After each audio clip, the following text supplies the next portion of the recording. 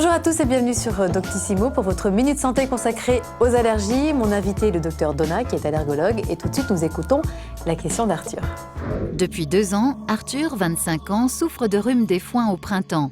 Il hésite à se faire désensibiliser car il a peur que ce soit très long et au final, moins efficace que les antihistaminiques. Docteur Donat, une désensibilisation déjà, comment ça marche? Qu'est-ce que c'est?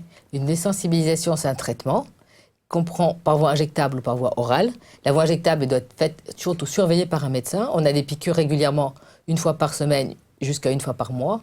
Et la voie orale sublinguale se passe tous les jours, 5 jours sur 7 souvent, et l'ensemble du traitement durant 3 ans. D'accord, ça dure 3 ans, mais le principe, on est bien d'accord, c'est d'injecter des doses allergènes, de les infimes, prendre, voilà. pour habituer l'organisme. Voilà, progressive jusqu'à une certaine dose, qui est plus si infime que ça, et qui est bien dosable, bien standardisée au jour d'aujourd'hui. On parle d'allergènes standardisés. D'accord. Pour vous, qu'est-ce qui est le plus pratique finalement? C'est la voie sublinguale ou c'est la voie injectable? Moi, je propose aux patients les deux, c'est à lui de choisir.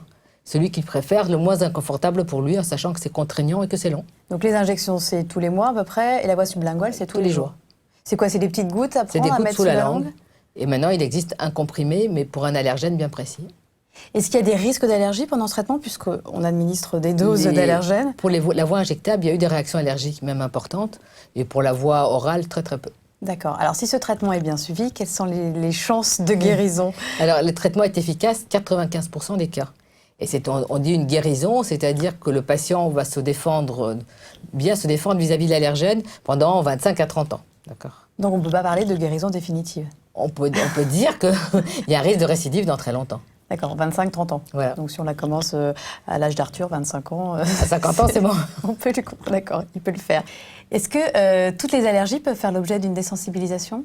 Alors, ne peuvent être désensibilisées que les allergies respiratoires, celles qui sont responsables de rhinite, de conjonctivite ou d'asthme, bien sûr, l'allergène rentrant dans l'organisme par voie respiratoire. D'accord. Est-ce qu'on peut imaginer dans un avenir proche que des allergies cutanées alimentaires puissent faire aussi l'objet d'une désensibilisation? Cutanée, non, égale allergie de contact, éviction, pas de contact. D'accord. Et alimentaire, on commence à introduire l'aliment pour pouvoir les surveiller, mais pour l'instant, c'est pas de pratique courante. D'accord. Et à partir de quel âge on peut se faire désensibiliser? À partir de 4-5 ans. 4 à 5 même ans. avant, on peut commencer même avant. Les tests peuvent être faits à n'importe quel âge. Ça, c'est la base. Une allergie peut être diagnostiquée, quel que soit l'âge, même chez le tout petit. 6 mois, 3 mois, ça marche. Mais désensibiliser, en général, on commence vers 4-6 ans. D'accord. Merci pour toutes ces informations et Arthur, j'espère qu'on aura réussi à vous convaincre. Merci.